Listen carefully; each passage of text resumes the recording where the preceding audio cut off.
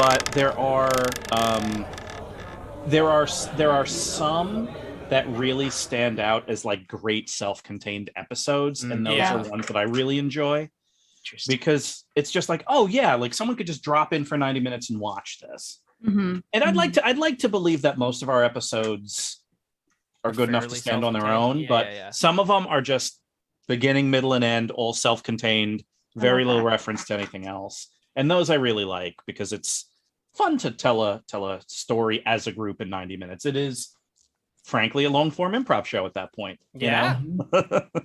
I have a couple favorites, but I won't say which. Oh, you should definitely say We're which. live now, so definitely say it. No. Okay. Well, if anyone wants to find out all of them. which episodes are Kaylee's favorite, you'll have to watch all of them and then speak to her specifically about it. Hi, everybody. Welcome to Knights of Prospect. We're obviously very excited to be here. This is an improvised live role-playing adventure. It's super, super fun. My name's Sam. I play Chauncey, who is I used to be a boy wizard, then I did some stuff, and now I hang out with an angel who gives me cool powers. Chauncey makes mistakes, but he always tries his darndest, except for a couple times when he didn't. And recently he brought representative democracy to a small group of orcs, and he's like mostly proud of that. He hasn't seen how it's going or if it's a system for them, but it seemed like a great thing to do at the time. That's me. Oh my gosh. Kaylee, hello. Oh, hi. Hey, how's it going? Oh, so good. Oh, good. Cool. My name's Kaylee Kane. Hello. I am back once again playing Vil, your forest revenant. Vil, forest revenant. Everyone's. Forest revenant. For the news. Vil's a forest revenant of the people, I think. I guess more of the trees than the people. She doesn't really like people now that I come to think of it. But, she's had a rough go of it. Vil died a while back, is back now with new powers and mystical inklings. Ooh. And Vil's best friend is a duck named Hobie. Vil is an archer. Vil lately has been sort of just whispering to herself, meditating a lot, muttering as they trench deeper into a swamp. It's been a great time. Sumit, it's great to see you. Hey, it's great to see you too. It's been a while, Bill. It has. Yeah, it's been a while. How are you doing? I'm doing well. My name is Sumit. I play Raspberry Snowberry, who is a cleric, a human cleric. And he likes healing people. He likes raising dead beings from the undead into the living world and using them to fight the good fight, which is for the Knights of Prospect. He cares a lot about the Knights of Prospect. He cares a lot about the world and Enteresh, the god Enteresh. He speaks to him from time to time. We had a falling out kind of, I feel like, a little while ago. Like I wasn't having a good back and forth between Enteresh, but I feel like it's come back recently. Yeah. I think you swung around. Yeah. I feel like this is the episode where he's going to help me out, where Enteresh is going to help me out a lot. Yeah, so this is the one for sure. I'm looking forward to that. Yeah. Rob? Hi. Hi. Hey, how are you? I'm doing so good. Hi, everybody. My name is Rob Mulligan. I play the foppish noble bard, Ronaldo Francis Mackay the Fourth. Fourth of his name. He is he's like been a schemer the past couple episodes. I feel like he's come up with some harebrained schemes recently, most of which have worked out fine.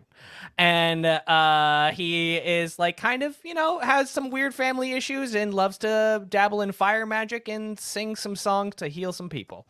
That's kind of him in a nutshell. And he just got a really cool plate that's inscribed. I'm gonna find out what that does eventually. But it has an elven song in it. Who knows? Could be important. Could be just cool looking. But that's Ronaldo. Hey, John, you're the game master. Tell us what you're up to. Sure. So my name's John Serpico. I'm the game master. It's my job to play all of the characters that are not played by these four great performers here. It's also my job to provide a broad sweeping summary if you happen to be new. This is everything you need to know. So this is episode 60 of our show. Very exciting. Congratulations to us. And well, here's what happened in the first 59 episodes that you need to know about. So really, you are looking at 4 members of the Knights of Prospect, which are an ancient and benevolent order of knights that defend the Riverlands from all manners of evils and injustices. Recently, about 8 of the Knights of Prospect, these 4 and then a few others, walked through a portal chasing a pair of thieves. And those thieves happened to intentionally teleport themselves into the Orcish lands, far to the south of the Riverlands. And since they're there, they have gotten swept up in a bit of a prophecy that an ancient forest is putting in Vil's mind, that they need to find somewhere in the great Orcish part of the continent, a lost elven city called Alveolora. So they are traveling through very, very hostile foreign territory, trying to find an elven city called Alveolora.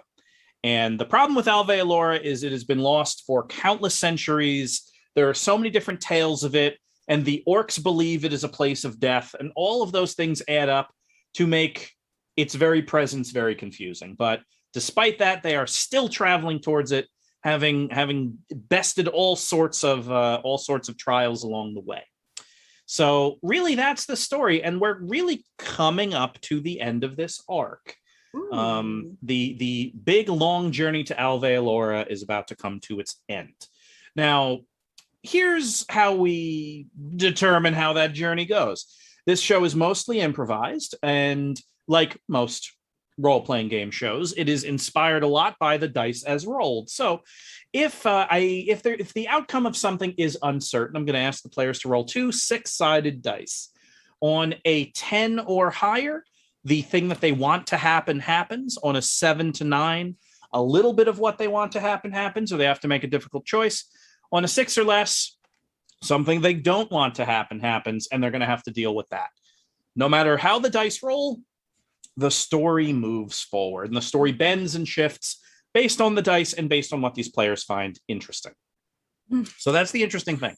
Also, if you want, so that's all you need to know. However, if you want to learn more, we have our first 59 episodes up on YouTube. Just look up Knights of Prospect on YouTube. And we have the first, I think, 40 or so on podcast, or wherever you get your podcasts, that's where we are. And we are adding 1 or 2 more every single week, so we eventually catch up. So that is it. It's a delightful, delightful thing to listen or watch back episodes of. So with that, I think we know where we are. We know the players. Let's get started. Okay. So you're all in the mountains now. The 4 of you, the other Knights of Prospect, Prince Wyman of Vor, who's with you, Dolly the Siege Golem, Hobie the Duck. All of you are traveling through this mountain range that the prince believes must hold the lost elven city of Alveolora.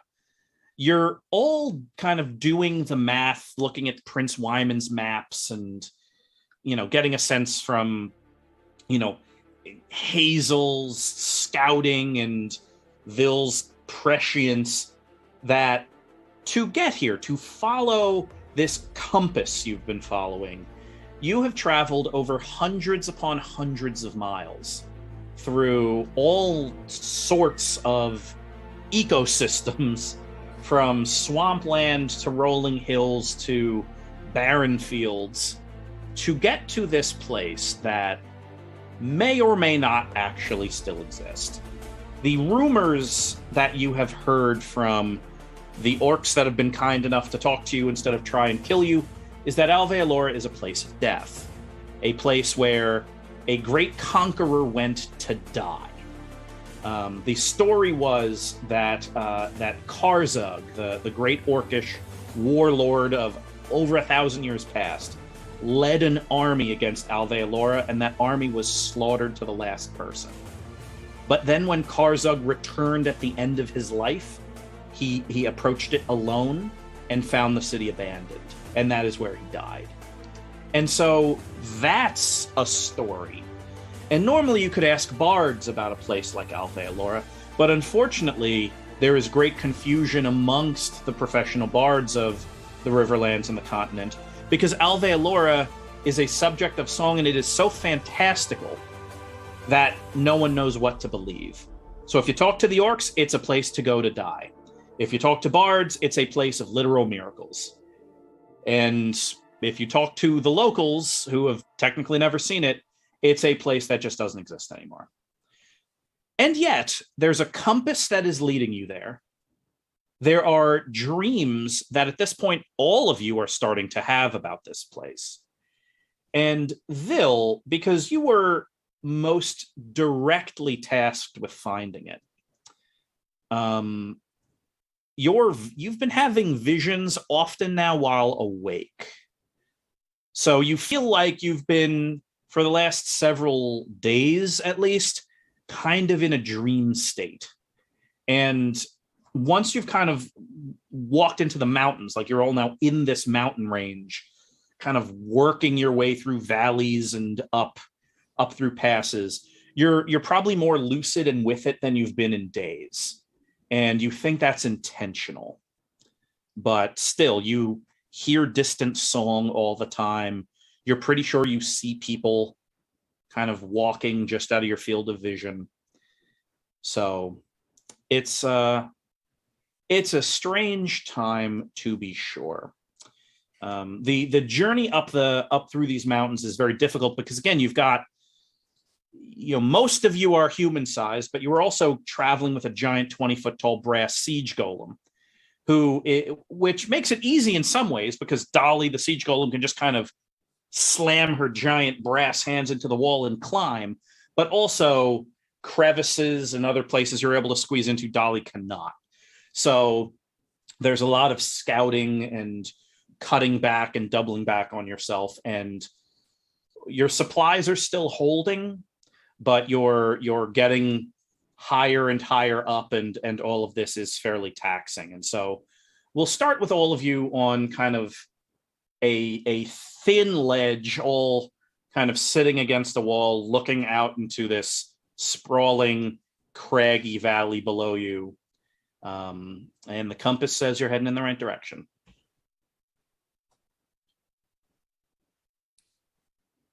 Alveolora, huh? Where is it? We're Where could it be?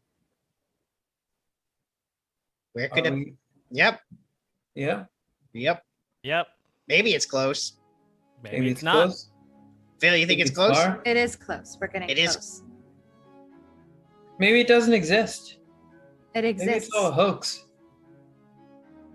The trees. Maybe it's told all a me. trick. The trees don't trick. Hmm. And the forest told me it's not a hoax. We've been traveling for quite a while. I haven't seen it. I haven't heard of it. I've kind of seen it.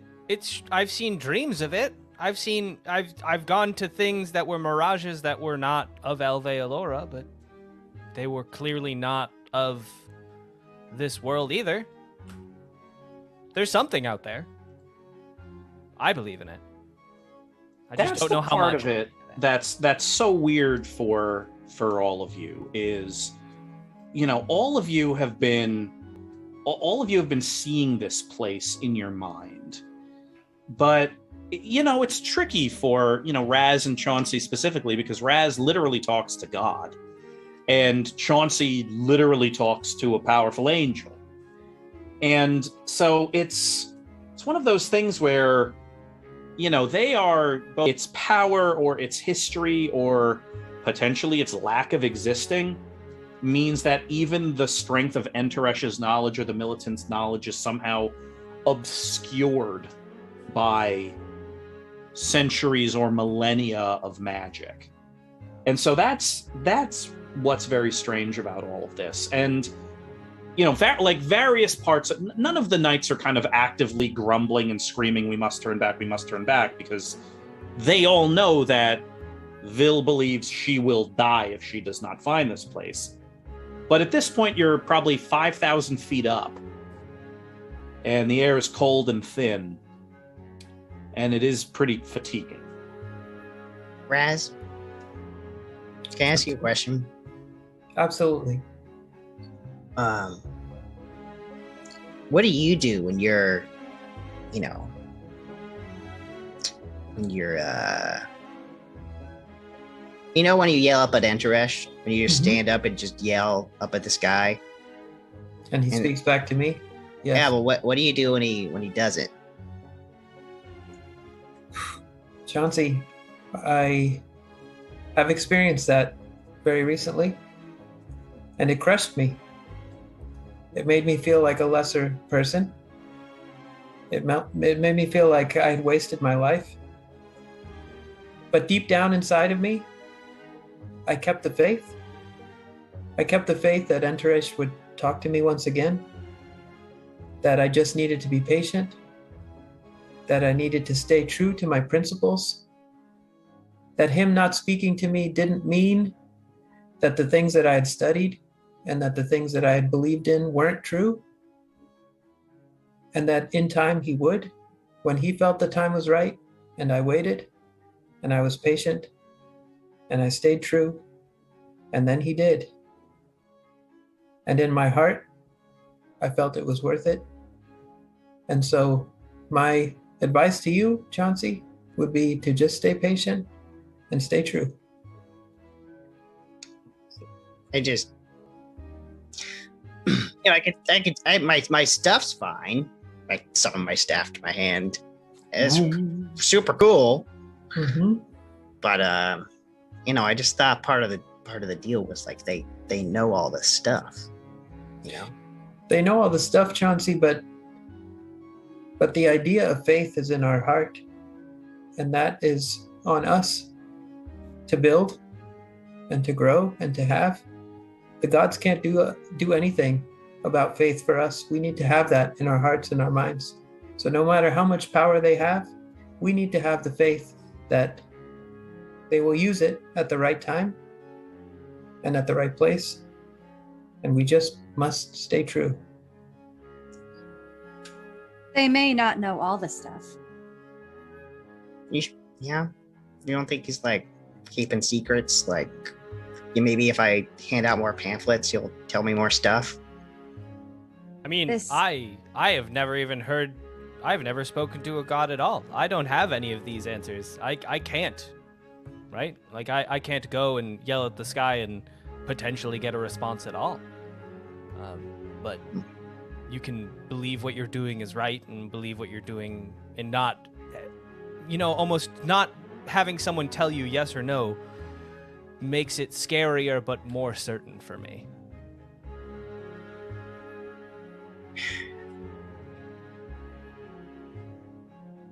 Ronaldo, I don't know if you were trying to imply something, but if you don't have anyone to yell up at the sky out, I have a guy. No, I don't. I'm not looking for guidance. Want a pamphlet I'm looking for self-actualization, which I don't know if I quite have, but it's impossible to know. I don't think we need anybody else yelling up at the sky at some man god. You think two's enough? Couple. I feel like you two are enough in general. Thank you, Raz. I'd like one of you to roll 2d6 and add your wits. If it's or your wisdom rather. If it's one of you that speaks to God or angels, one of them will have something to say, and if not, it's just your eyes or ears, whichever one of you is feeling lucky.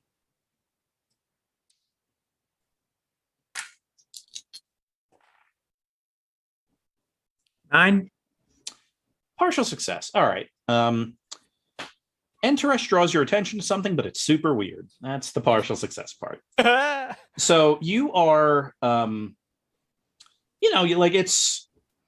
you find comfort in your faith and in talking about your faith. And then you kind of sit with the silence of that and hear the wind blowing beneath you through the valley, thinking, geez, it's, as important as faith is, every so often it is nice when Enteresh kind of places some kind of boon down. And you think that, and for a moment, just a moment, from that way, like the wind changes, and you get this, like for just a hint of a second, it smells like the inside of your church in Tower Town. Just a second. Like the air warms up by a degree or two. There's that smell of like incense and old wood and stone. And you kind of instinctually just kind of turn that way, and either you look or you get up and walk a little bit. But what you see when you get up is Vil. She's ahead of you. She's ahead of all, like you're all on this ledge. And Vil's like 100 feet ahead of you, kind of winding her way into a crevice in the mountainside. And then you turn around and Vil is sitting right there. Friends, 5 minutes ago, I questioned the existence of Alveolora, and in this moment, I feel that we must follow Vil. Yes, Vil knows thank the you, truth. Raz. Finally, that's a wonderful suggestion. I think we all should follow me. Let's see where we're going next. Is there a tree around? There is. It's at this height, not too much is growing. But there is something, there's, in a fissure in the mountain, maybe 100 feet up, there's this brave little sapling that is trying to soak up rainwater.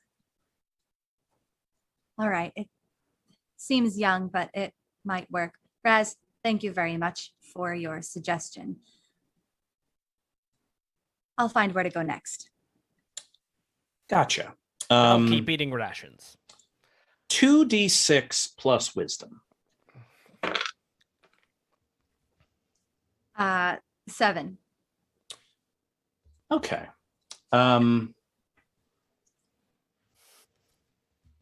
Yeah, all right. Partial success. You see a vision. This sapling gives you a vision, a very, very specific vision.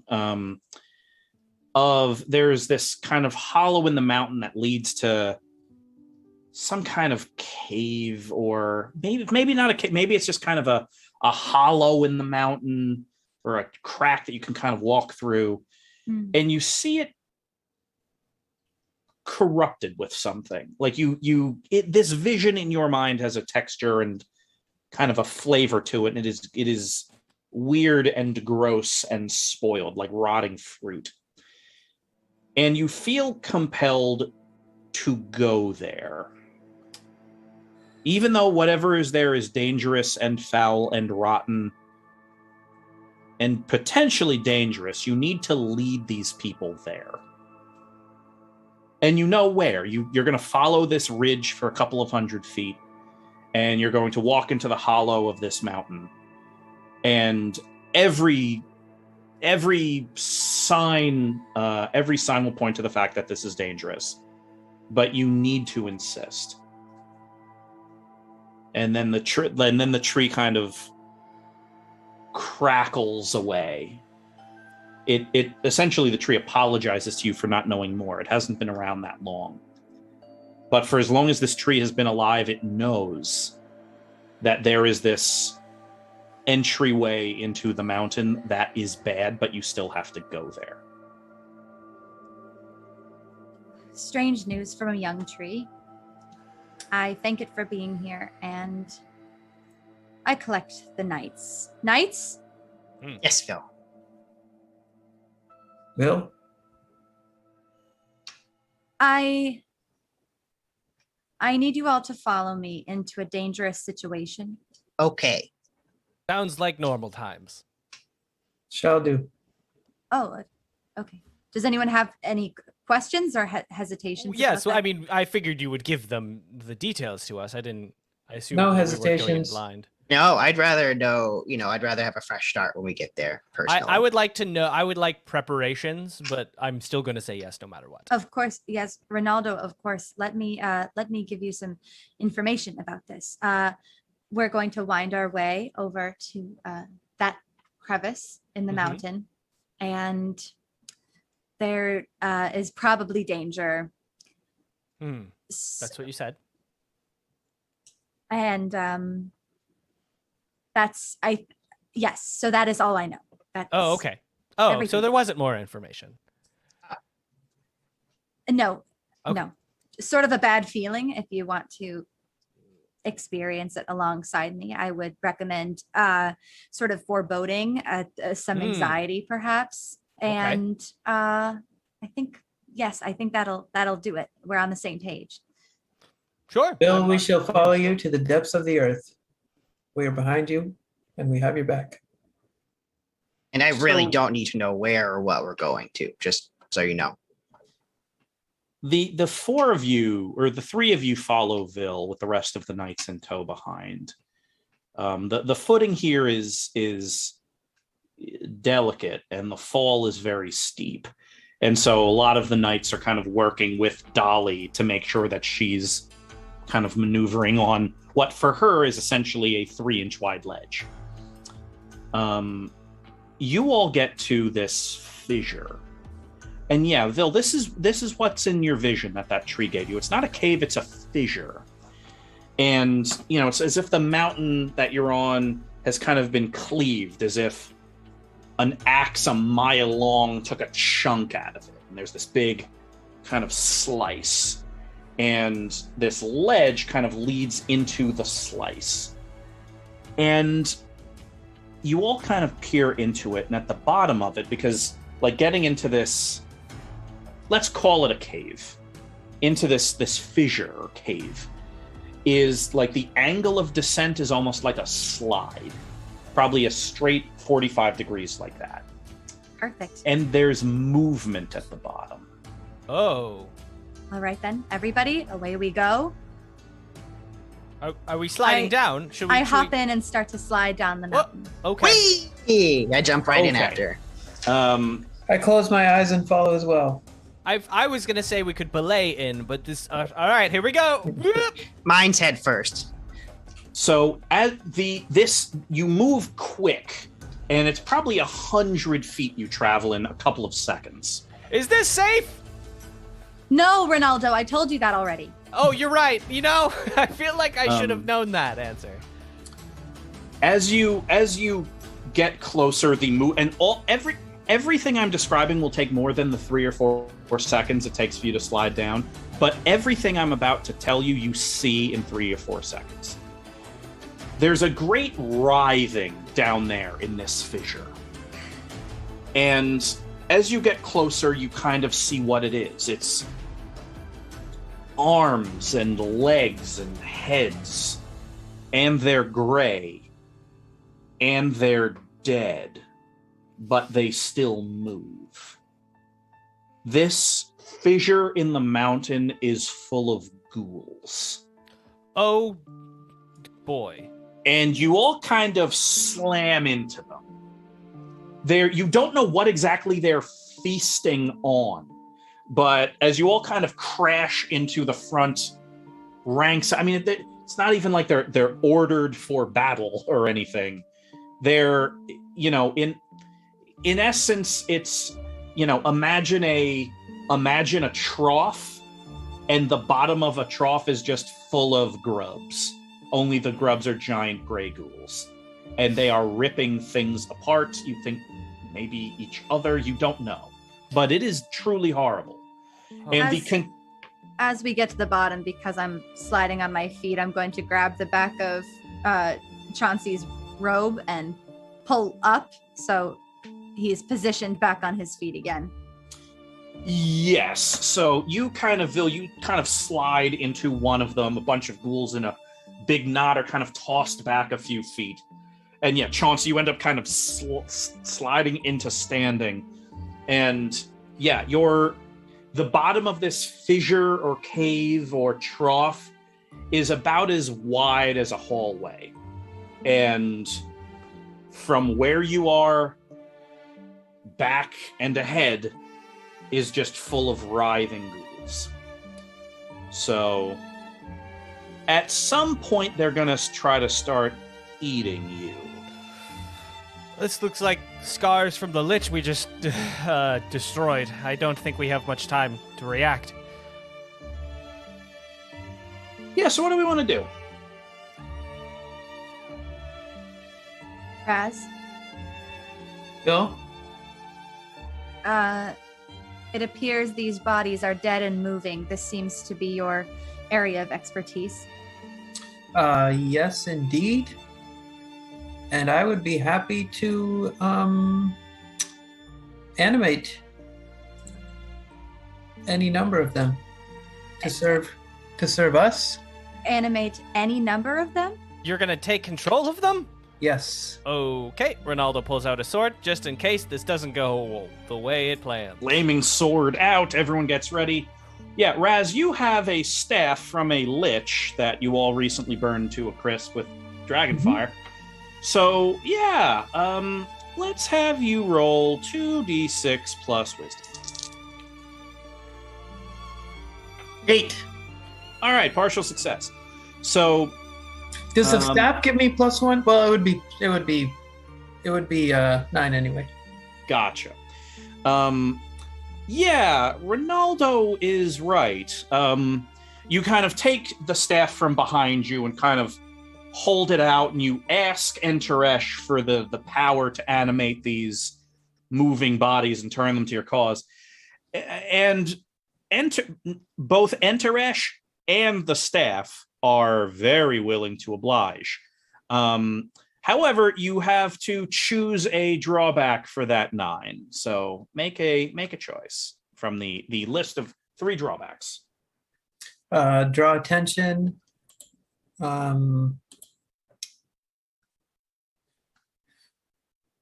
You draw unwelcome attention to yourself.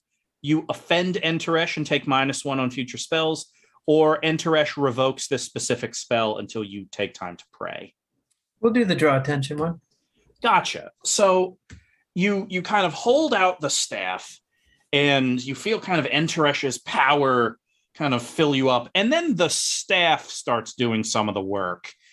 And, you know, the 3 or 4 ghouls that are closest to you suddenly realize this is the staff of their former master. And, yeah, they are very, very enthusiastic about helping you, Raz. So what is it you immediately tell them to do? I tell them to eat the closest ghoul that's the ghoul that's closest to them. Gotcha. So, you know, these ravenous, horrible things, gray chunks of their faces and arms missing, just kind of look at you, their eyes go wide, and they just turn around and start ripping apart the ghoul behind them, which buys you all a few seconds here before those ghouls start getting overwhelmed. Who wants to do something next? So there's like a small subset of ghouls in front of us that are like the phalanx that I probably can't get over, right? Well, it depends on what the dice say. Sure. There are probably any number of cool handholds or hanging vines or anything in here. Oh boy. I would like to try and figure out the source of this like dark foreboding feeling and figure out, like, I want to look around and observe the area and figure out what we've missed, because it's currently filled with ghouls, and I'm sure there's a lot of stuff that we didn't see because it's filled with ghouls. Yeah. So you're in, again, like a kind of like a trough. You're at the bottom of a trough that narrows to 3 or 4 feet wide. And like you look up and you see kind of light pouring in from above you. And, you know, you just give this like, okay, well, if I get up high enough, I could probably see as far as I can into this, like see if there's a cluster of them. Or what's beyond the cluster. So yeah, I would let you roll 2d6. Well, Your choice. This is going to be I will let this be a defy danger roll because you want to get into a position where you can observe something, which would involve climbing or swinging or running across their heads or something. But you tell me, and then I will tell you what trait to use. Sure. So I would like to, I think I like the climbing thing. I want to take some of the vinage and whatever is back to sort of get to a higher point, to kind of get a better survey of the area. Sure. So I'll let that be 2d6 plus strength. And yeah, you kind of start scrambling up the side of this trough to try to get above the melee. That's a 9. All right, partial success. So what I will let you do is I will let you ask one question from either the Discern Realities list or any question you could think of. Sure. And I'd allow you to kind of shout what you see back down to everybody else. What's here that isn't what it appears to be? So these ghouls need to eat, and so it's the thing that is not what it appears to be is why are there ghouls here? Like I said, this is a very strange place for, and you can see there are several dozen of them in here. A very strange place for them to be. Normally they wander around in a pack and try to eat. Are there more, like, as I climb up, do I see more beyond that, like, I couldn't have possibly seen before? Oh yeah, there are somewhere between 30 and 50 in like a horrible ravenous pile. So the thing that isn't what it seems is this isn't just some cave or fissure. There's a source of what could best be described as nutrition at the bottom of this pile that is keeping them all here and ravenous. Something's feeding them? Maybe willingly. I don't know. Ronaldo, are they guarding something? It doesn't look like it. It looks like they're just eating it. I feel like if we were to take that away, they would try and stop us. So, but that's semantics.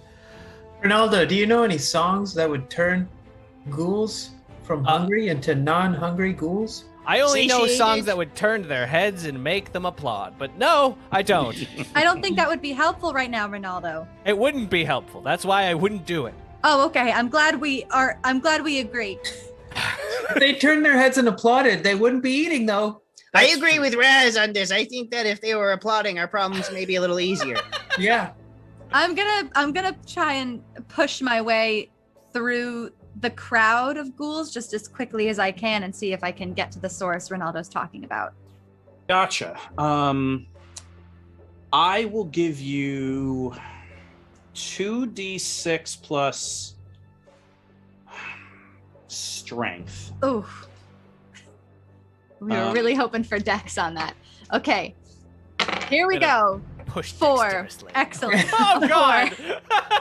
Perfect. Okay. So with the failure, I'll put it to you this way. You will be able to get there. You will be able to see what it is. And if you want to destroy it, you will immediately take 16 hit points worth of damage. Oh, that's all of mine. That's all the ones Can I have. But because of what Enteresh told me, I'm going to be following Bill. So can I, if she was going to do it, can I protect Bill from an immediate death? Yeah. What will happen is if Vil wants to get into the middle of them and see what this is, it will come down to a roll for you, a healing roll to keep her alive. I feel like just barging our way through 30 to 50 ghouls is a bad idea. Just throwing that one out there. It's not a better idea. It's definitely a better idea than song that makes them clap, but not that much better. Okay. Yeah, it's an undead hallway mosh pit is the best way I can describe it.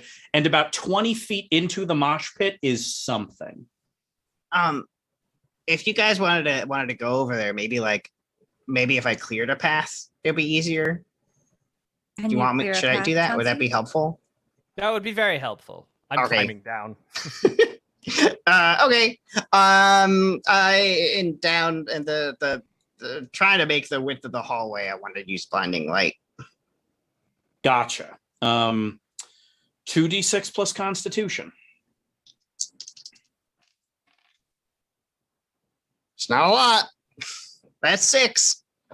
Oh. So you kind of raise your staff and like pouring through this, kind of axe wound in the mountain above you is the light of the militant. And what it serves to do, like some of the ghouls kind of look at it and are repulsed, but others are just angrier. They're all screaming and churning and looking up instead of looking down at whatever it is they're feasting on. And what ends up happening is the 3 ghouls that Raz turned are now being torn apart because they want to get to you now. I don't know what to tell you guys. I thought the light would be a little better on the ghouls. Well, thank you for trying, Chauncey. Thank you, Chauncey. All right. In we Come go. with you. Okay. So Vil, this is it's one of those things where you never have any doubt at all about this. The Forest of Imlan wants you here. Yes. The Forest of Imlan is pushing you towards whatever this is. And so you just kind of grit your teeth and dive into the mosh pit, and it is immediate savagery. Like, things are trying to claw at you and bite at you and rip out chunks of your flesh. God. And you're kind of crawling through and wriggling, and Raz, you are kind of getting in right behind her, and the two of you are kind of lost in the pile. And Ronaldo and may I Chauncey, invoke my vow of help the helpless, because they feel pretty helpless right now. sure. I'd like to get into the thick of it, is with them. So you're kind of above them, and you kind of look down and you see them kind of slam their way into the mosh pit. And at this point, you just kind of dive in with flaming sword. What that's going to do is give Raz a +1 to his roll to cast a healing spell on Vil. Okay. When the time comes. So Vil, you are kind of elbowing your way through, and the sound of this press of several tons of horrible undead flesh above you, like, that goes away. That sound goes away. And all you hear instead is the trickle of a brook. Something nice. You can hear the sound of trees drinking deep of cool water.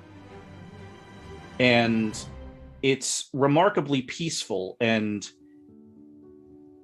thank goodness you are feeling this way, because Raz, to you, who is right behind her, like, you're pretty sure that a ghoul just severed the lower part of her right leg. And there's just like a trail of blood now. But Vil, like, you're just like, oh no, this is where I'm supposed to be going. You find what it is they are around. There's a cluster of them in the middle that are ripping at the ground and tearing at the stone. And you kind of shove your way through and, like, with a knife, kind of stab at them. And you see that there is a crack in the floor of this cave or fissure, whatever it is. And in it, you're staring at the root of a tree. And not just any, like, this isn't just some tree that's growing in here. This is the root of an elder tree that's been around probably as long as this mountain itself. In point of fact, you wouldn't be surprised if the mountain grew around the tree. And you're like, oh, that's what it is. It's so potent and nutritious that it is keeping dozens of ghouls alive in the hollow of a mountain. What do you do to stop it from feeding the ghouls? Can I reach my hand into the crack deep enough to grab the root? You can. Do I feel the tree? You do.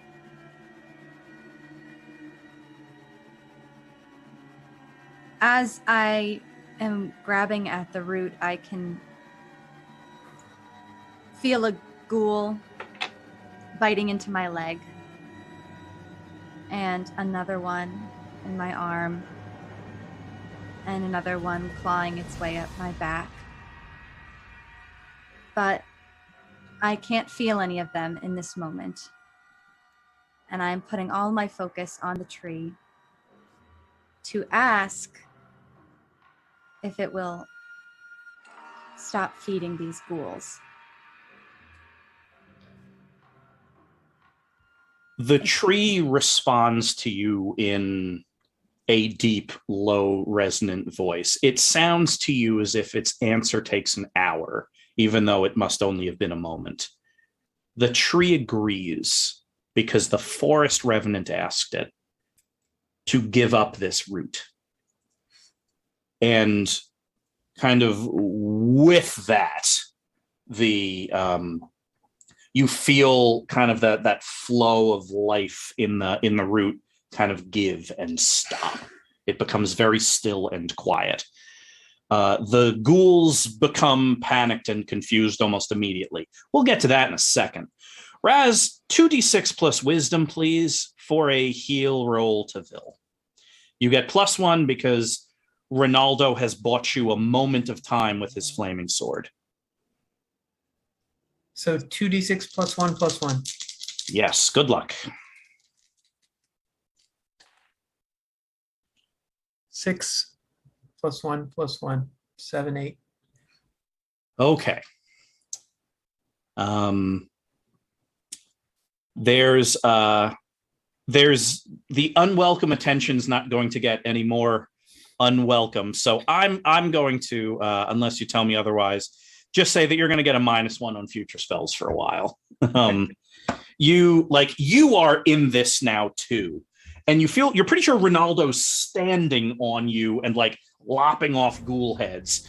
Vil is not moving, and covered in blood, and you just kind of like slap a pair of like hands onto her shoulder and just like pour as much holy energy into Vil's spirit as you can. 2d8 roll 2d8, please. That's how much you heal.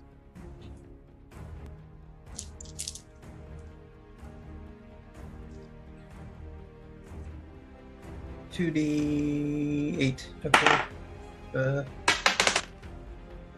1, 7, 8. Okay. Vil, like the last thing you hear before kind of everything goes black is the tree agreeing, and then you feel the life in that root go away, and then the lights go out, and you don't know how long it is, but all of a sudden your eyes just go wide and you are feeling all sorts of pain, but you're alive. The ghouls all around you are now furious and manic. It's as if they're in a spaceship and someone just turned off the air. So things are going to start getting very wild. What's going to happen is, I'll put it to you this way. There's going to be just 4, there will be 4 wounds worth of damage done to each of you. No, I have a better idea. Here's what we need. No. There's a group of now suddenly starving, panicked ghouls in a mosh pit in a hallway. Someone just drop a good idea and then roll some dice. For every failure, Like if you just happen to fail, everyone takes 4 damage.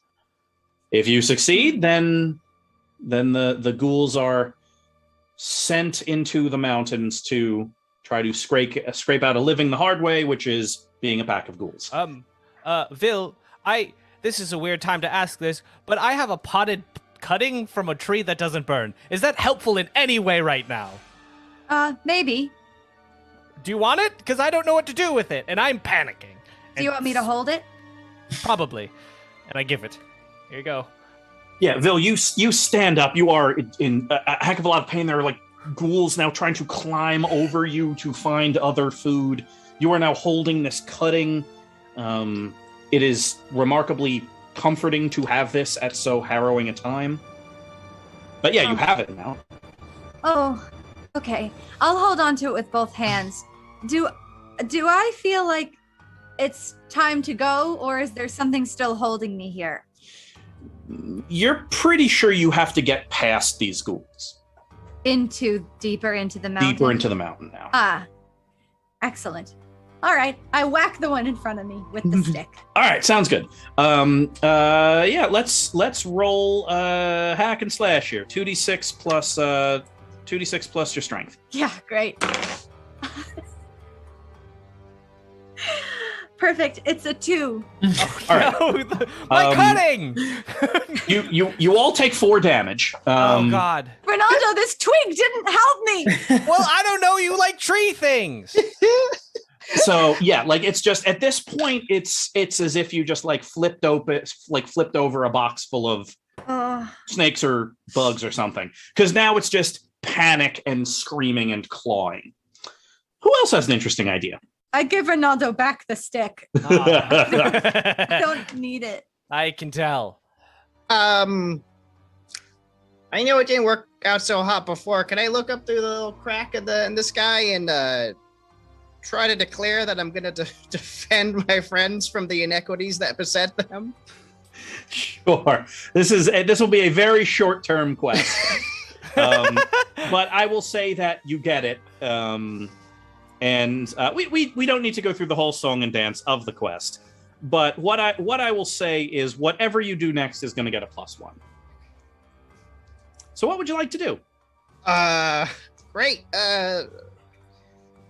If we're on a quest here, we'll assume I might, be could I be invulnerable to ghouls? Yeah. And start trying to whack them away from my friends with disregard for anything hitting me. Gotcha. So yeah, you decide that's like, all right, well, ghoul teeth, that's what I'm immune to. So everybody bite me. So this will be a hack and slash, 2d6 plus strength +1 because you're on a quest. Ooh, it's a 10. Oh.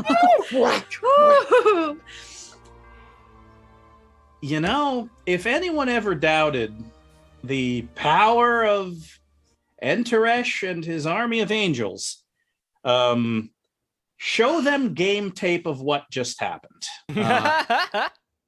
Chauncey kind of steps forward with the staff, kind of screams to the sky, and Chauncey, moving with like the deftness of a trained warrior, starts smashing apart the ghouls. Like he cuts his way to Vil and Raz and Ronaldo in the middle. And after half a dozen of them are kind of ripped apart with these smashes of holy energy, all of you end up kind of getting up and giving them all start kind of a shove. And you start kind of pushing them kind of out and deeper and behind you. And after a few seconds, like that pressure of the mosh pit starts to break up and the ghouls start kind of scrambling in every direction. Some of them horrifyingly just like climbing up the wall with the speed of a brisk walk. And yeah, as if a cluster of bugs scatters in sunlight, that's exactly what happens here. And so all of you are now standing in the bottom of this trough that leads deeper into the mountain. You're all hurt, some of you very badly. And Remarkably, there is someone that is just kind of watching all of this about 100 feet away. Who goes there? Friend or foe? Hello. Hello. Or The- neutral. Or Friend or foe, or just somewhere in minding your between. business. But always still hello. The person kind of vanishes into a cave off of this hallway. That feels like a faux response. Oh, okay. I chase it. You do. I also chase. I'm mostly chasing Vil more than anything. So all Chasing of the you foe. start chasing after this thing, and you're running again under like open sky, but there's a cave that you kind of run into. And the cave doesn't go terribly far, only maybe 10, 15 feet in. And you all, and Vil, you kind of have to back up because you were about to run into it at full speed. A beautiful, and I mean remarkably beautiful, elven door. Oh. Does it say anything? Yes, it does.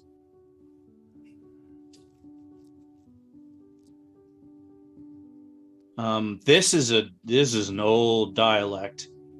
Written, Ronaldo, you pull out that brass plate. That's what I was gonna do.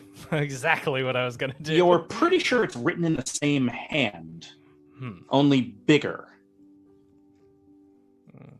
I kind of know the notes. The tones and scales are written differently, and the words are different. I don't know Elven. I got some, but maybe. Ronaldo, if you read it to me, I can translate. If I read you in Elven, oh, you're gonna make fun of my dialect, I feel. If I promise to not make fun of your dialect, will you try and read the sounds out loud? Yes. Here we go. Felof, Shorbin for Florm. That's no, it's not Florm. It's that Florm. No elf has ever said Florm. Florge? Is there an F in the? I'm panicking. Oh, you're doing great. Sindurin, I don't know what it's going to sound like, but it sounds like wrong. Sinfaroon, Sothrin, Scaron, Shin. And then there's a lot of notes, and I think that part's repeated. You haven't translated anything yet. I feel like I've...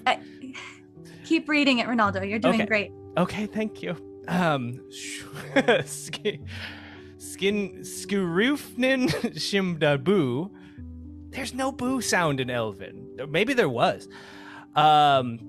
I don't You're know. almost done. I feel like I'm almost there, but I feel like it's like a joke or something.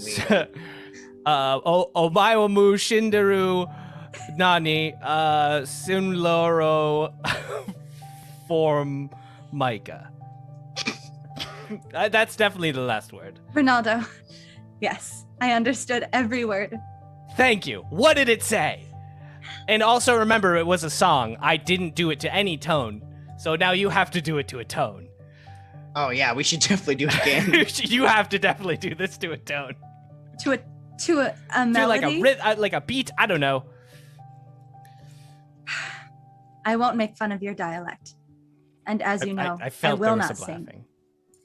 No, I was laughing at something else. It had nothing to do with your dialect. That was Okay. It was just a joke I remembered from long ago. Oh, was it that joke I told you about the two squirrels and the squirrel like tree? That was a good joke. Yes. Nice. Yes, I was laughing at that, Ronaldo. I Well, told wish you it was like one it of my eventually. jokes, but that's okay. The door What was says, that joke? I didn't hear that. Oh yeah, that joke. Yeah. So wait, Phil, do you want to try I feel like we're making a lot of I'm progress right I'm now. going to translate what the door says, but that will be kind of a big moment. I think we should get the joke out of the way first. I And would love that. I won't forget. I'll remember what the door says, and then we can get back to that. Okay, right. The joke that I said was about the two squirrels and the squirrel-like tree. So once upon a time, no, that's the story about the two squirrels.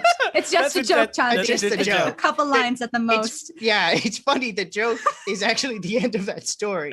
Okay. I would So love to hear it. okay. So there's two squirrels, right? And they are arguing about who gets the last berry from the magical berry bush. As we all know, the magical berry bush tends to have berries that makes you feel like you just ate 1,000 nuts, right? So it's like if squirrels had money, then nuts would be like 1, and then magical berry bush berries would be like 1,000. So that's not the joke yet, but you have to understand about squirrel economy before. Boy, Yes. I feel like we should move on from the joke. I don't feel like it's adding a lot. Straight to the punchline. Just say the and that- punchline, Chauncey. That's when the Okay. squirrel-like tree said, "I was a tree the whole time."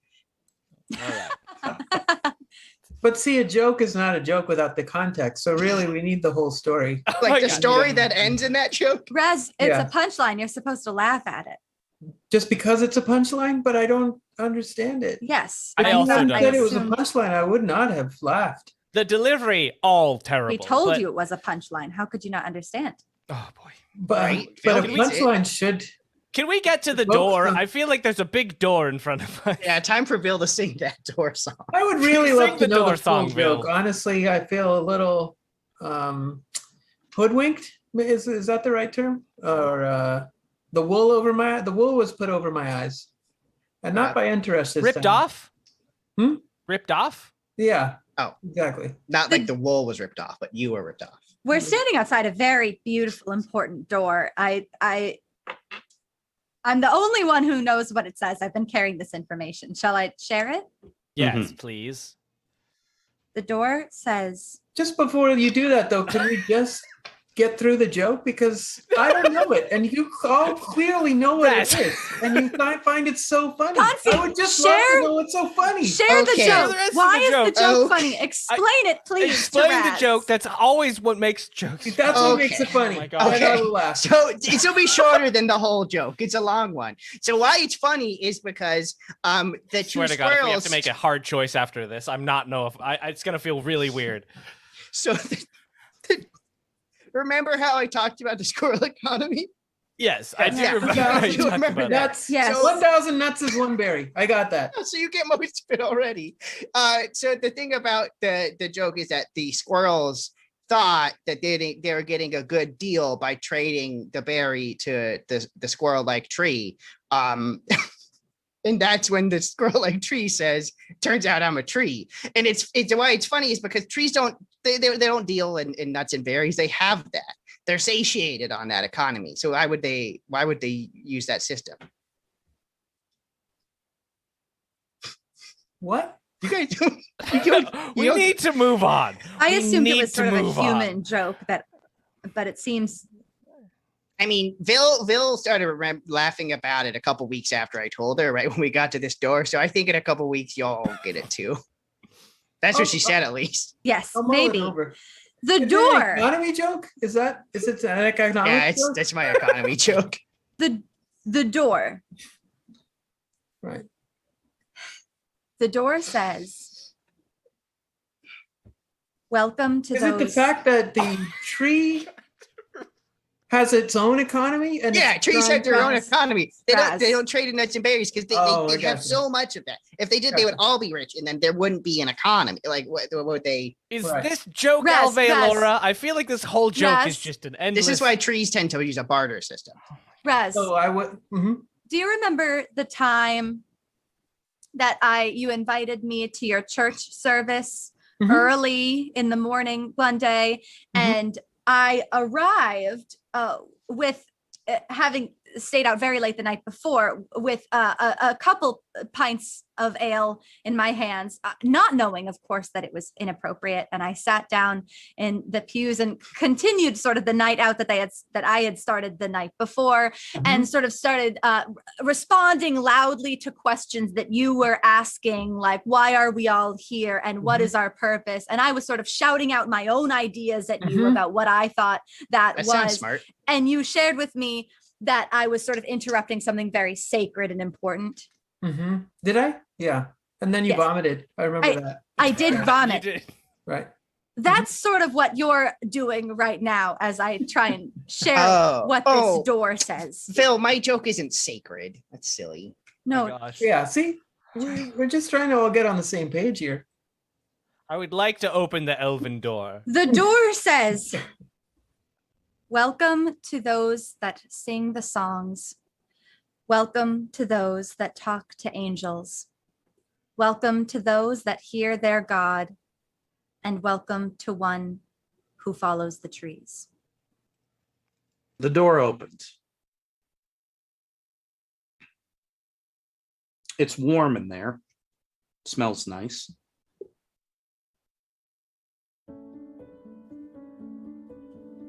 I take a step inside. You're in a living room. It's a round stone table in the middle, a stone bench, a small hearth, books on a bookshelf. One entire wall of this room is the elder tree, one of the roots of which you tapped some minutes ago. Standing in the middle of this room is an elf with long white hair and warm quilted robes, standing ramrod straight and with a pleasant smile on his face, but worried eyes. He nods at the maximum amount of nod before he would be obligated to bow. When the four of you walk in, the door closes behind you.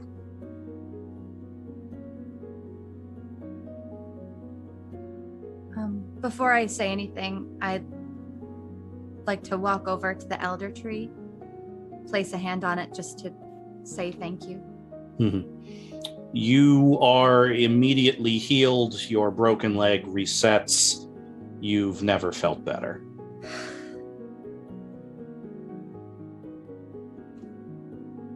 Excellent. Hello. Hello. Greetings. Welcome. Thank you. I'm the one that talks to angels. Good. I think I'm the song one. I should be.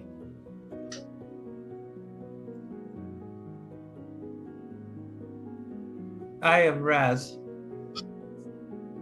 Hello. Hello.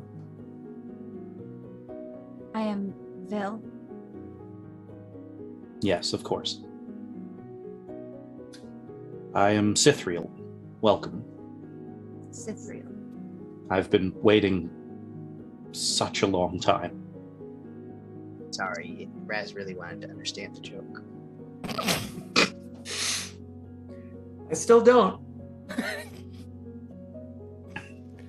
So the tales will be told about how poorly that joke was delivered, but we are here Sithriel. now, and Are you hungry? Thirsty?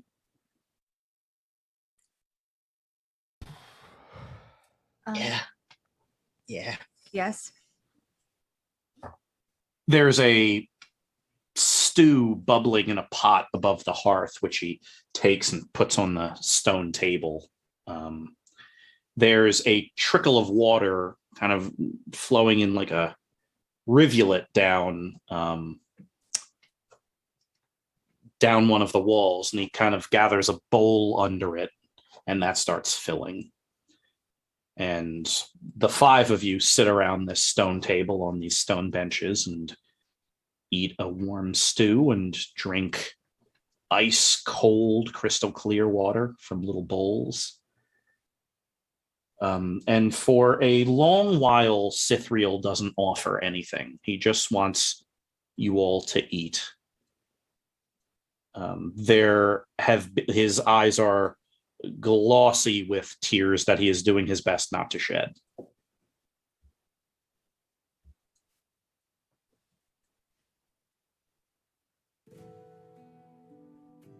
I don't wish to be rude. But what was the purpose of this? Why are we here? I assumed you knew.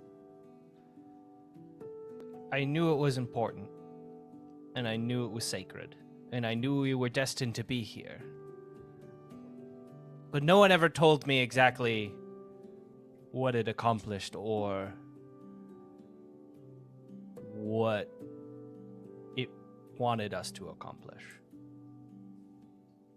Maybe I'm in the minority here. Maybe others are more certain than I, but What is it that you seek?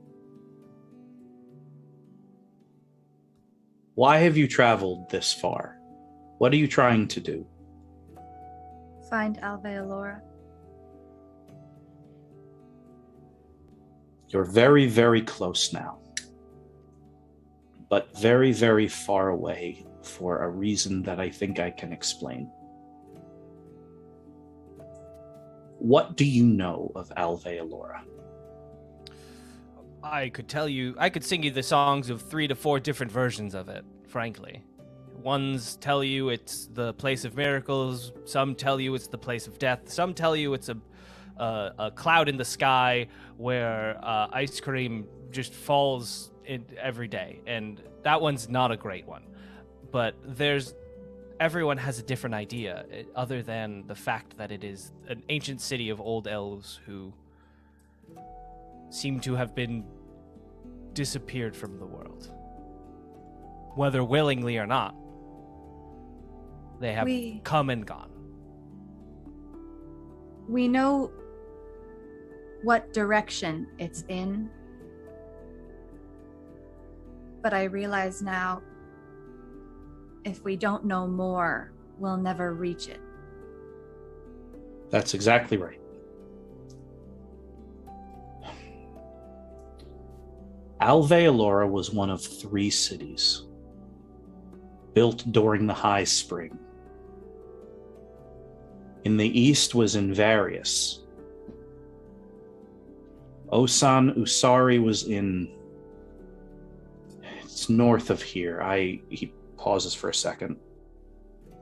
It's in a place of many rivers, a beautiful place.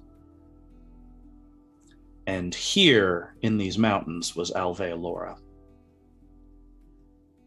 When humans settled the Riverlands, the elves gifted the tower at the center of Osan Usari to them.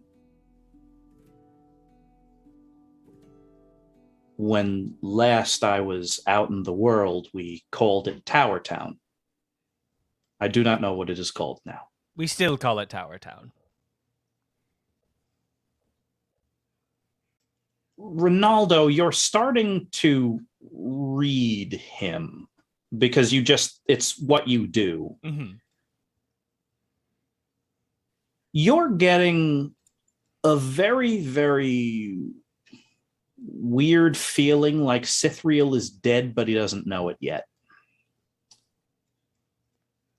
And That's he's just a very so weird happy. feeling to get. Yeah. It's as if you're looking at a beautiful portrait of an elf from 1,000 years ago, but he's talking to you and you're eating stew with him. He's pleased to know that Tower Town is still called Tower Town. The city around the tower sunk back into the soil.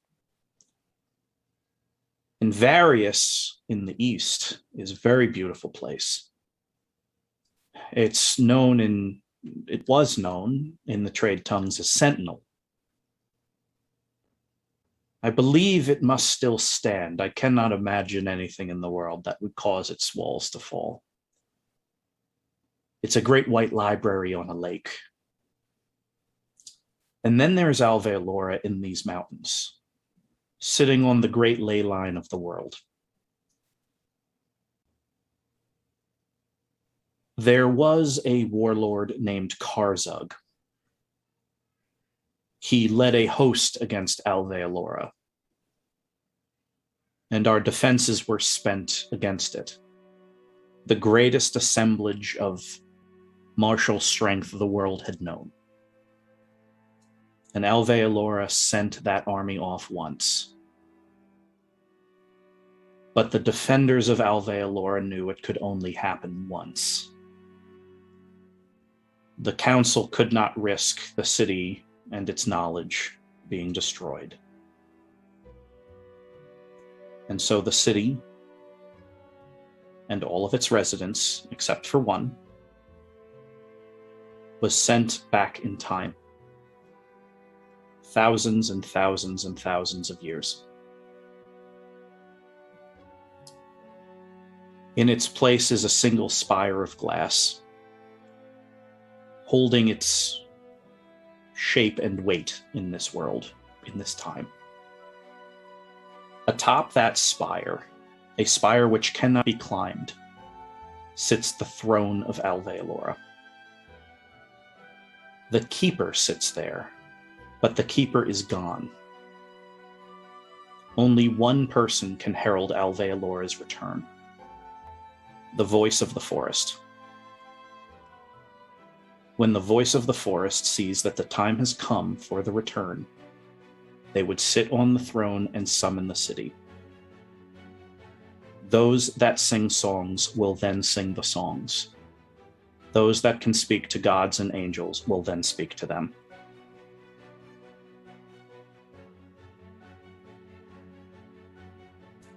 Vil, is it time for Alveolora's return? Yes.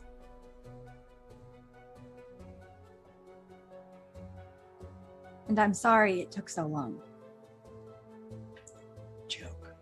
I think it took precisely as long as it was supposed to. I think so too.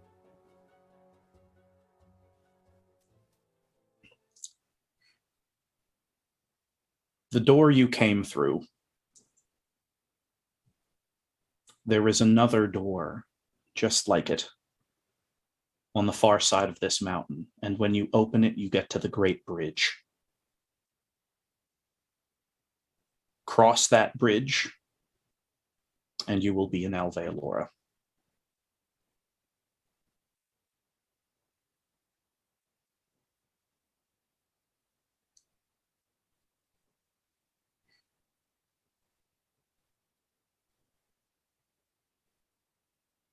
Thank you.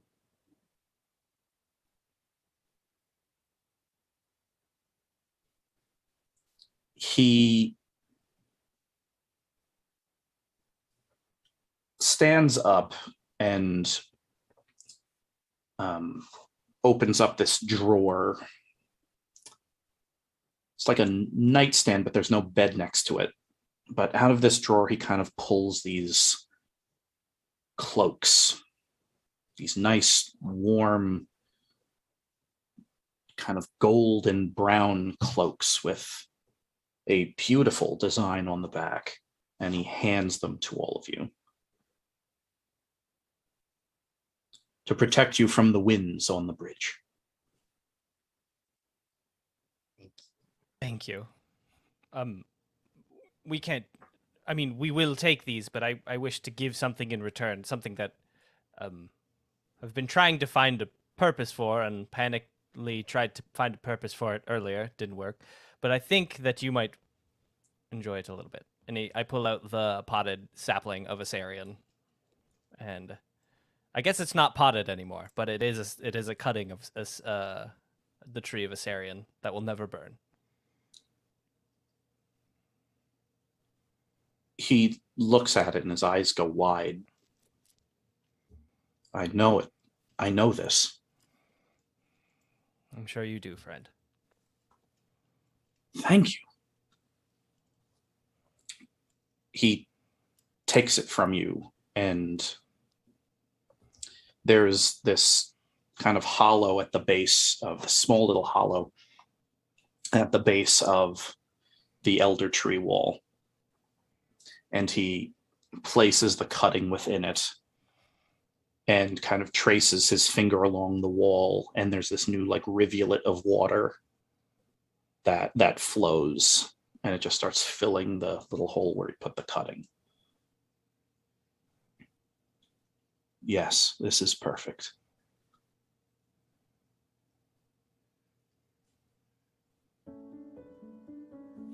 Thank you.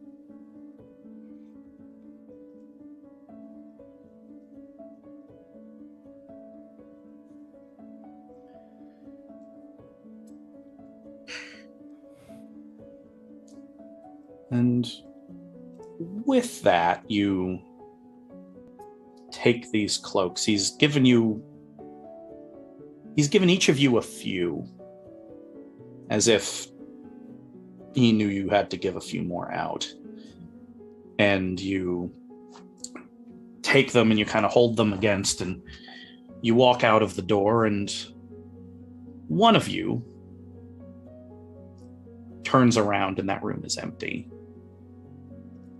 And the door closes.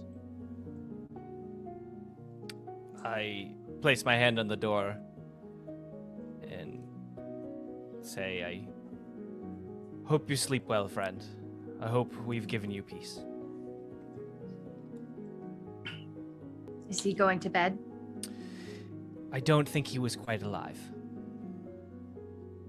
I think he was with us for as long as he was supposed to be. And now he can sleep, for I don't think this door will ever open again. Well, if it makes you feel any better, he is still alive. That tree's taking root. That does make me feel better. Off we go. Yes, and honestly, Chauncey, I need to choke you. I need to coach you on some joke, how to deliver a better joke, because I feel like it really burned a lot of time. No, it's just that right now I'm thinking about a lot of very serious stuff. I don't know if I'm up for talking about jokes right now. Okay. You know? Well, It's like I'm thinking about serious stuff too, Chauncey. sometimes I was thinking about what you said earlier about the angel and what Raz said about, his man god. And I said we didn't need any more people shouting to the sky. And I still think that you both are just enough for our team. But I'm very thankful that Chauncey has his angel so he could destroy all those ghouls. And I certainly am grateful, Raz, that you shouted to your god so I am still alive. Yeah.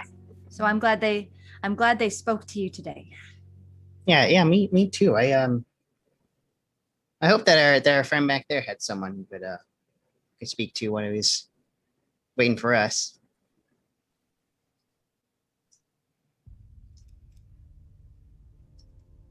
You emerge from the fissure onto the other side of the mountain. And it could not be any more different on this other side. You step out of this crack in the side of a mountain onto a beautiful paved road, 50 feet across, perfectly straight and banking upwards. You follow it, you all eventually do. And it leads kind of up to a crest, and at the top of the crest, spanning from one mountain over a valley to another, is an enormous bridge. Beautiful curved stone. And standing on it, 2 per side, are 40-foot tall living wooden statues. The roots and branches of what must be the elder tree weave up the columns of the bridge into these giant elves, 40-foot tall statues of elves carrying the great shields of a forgotten age.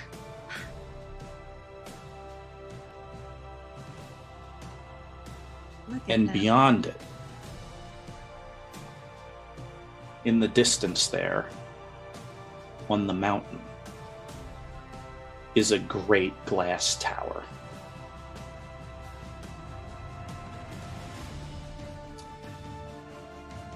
You all begin crossing that bridge. It's a mile or two long. And you're staring up and walking beneath the giants. And because you're looking up and looking ahead, you do not look back. Dolly does, though, because it's what Dolly does. And Dolly lets forth a great bellow, and you all turn.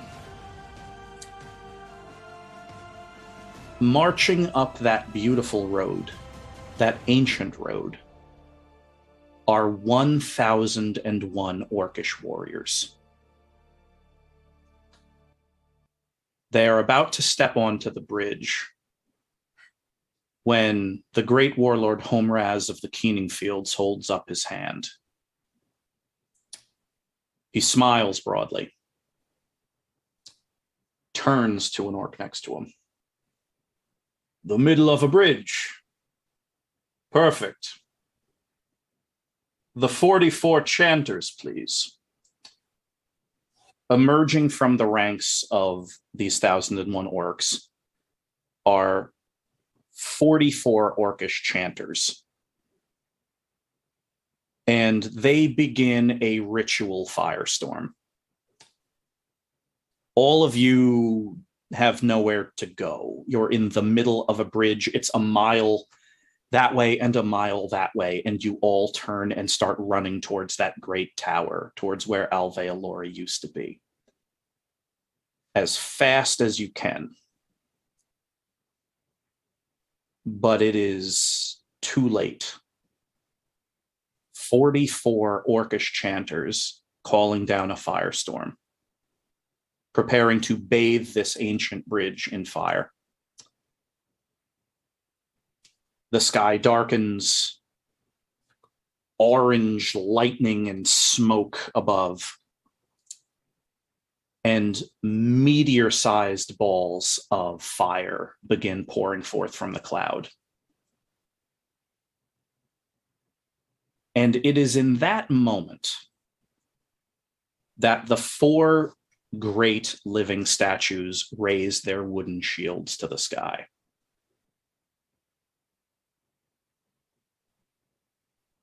Those shields will not burn because they cannot burn. You sprint across the bridge. Homraz tilts his head to the side. Ah. Then we shall do this the old-fashioned way. And 1,001 orcs begin chasing you. So we'll end it right there. Ah! Ah! Oh, man, thank goodness it's not 1002. Oh I my know. god, that's my I limit. have a limit. 1,001's the hard limit. 1000 I think is our hard limit, but we'll see if we can squeak in one Yeah, extra. we'll just Yeah. try for the one We'll more. see if we We get gotta lucky. grow. Yeah. It's a growth opportunity. One orc at a time. All right, goodbye, plotted plant. Clipping of Viserion from episode 22. I tried to make you work twice today. Finally. You worked once. Oh, you've been really offering that potted plant to everybody. Just try to get rid of that potted plant you've been carrying around. I've just been hanging out in my pack. Yeah. I still have mine. I was like, my thought was, Vil is dying. I will heal her with a tree. It's honestly a great bet. Yeah, What do we do? it's, Shove some leaves on her. it's I don't like know. She's it is an an elf. appropriately like bardic interpretation of like weird elven magical physiology. It's like, yeah, Hold Bird. a tree. tree. Walked Like, out of trees. That means you're part tree. Have Yeah. tree. Yeah, so there you all are. It's a lot on You- our to-do list. I've been. You slid down a slip and slide into a mosh pit full of ghouls. Oh boy. What Got party? really messed up. Met a living painting / dead guy? Unclear. Yeah, the last resident of Alve Alora, the one that agreed to stay behind. I love him. He was a calming presence. A Really nice, calming calming, presence. dead presence. Very dead. Yeah, he wrapped up. He was his good calming self, and then off he went to wherever it is he went. While we're out here, Rob, I wanted to ask. That was a joke about the delivery, right? That squirrel joke was super. Oh funny. yeah, no, you nailed it. Okay, thanks. Yeah. I can't believe, Sam, That that old you must bit. have like written that joke and just been carrying it around, waiting. That was, and actually, John can speak to this. That was on my very first character sheet, day one. Yeah, 2 squirrels and 1 squirrel. Chauncey's had that longer than Ronaldo had that tree cutting. Yeah. Wow. Character backstory. So there's this kid with this joke. He became a living saint and of war, though. Saint of War. Saint of War. Man, I'm so happy for Gregory, who now gets to kill 1001 orcs next time. Been waiting and waiting on those orc murders. So yeah, we the next episode, you're in Alve Alora. There's a giant glass tower that cannot be climbed, and on top of it is a throne. How do we get up the tower? We don't know yet. But whatever you figure out, you probably should before 1,001 orcs get there. Play and Yeah. find out. Just Half roll of. high. That's how we get up there. Roll high. You all have essentially a 15-minute head start. It can't be climbed. I've got some ideas.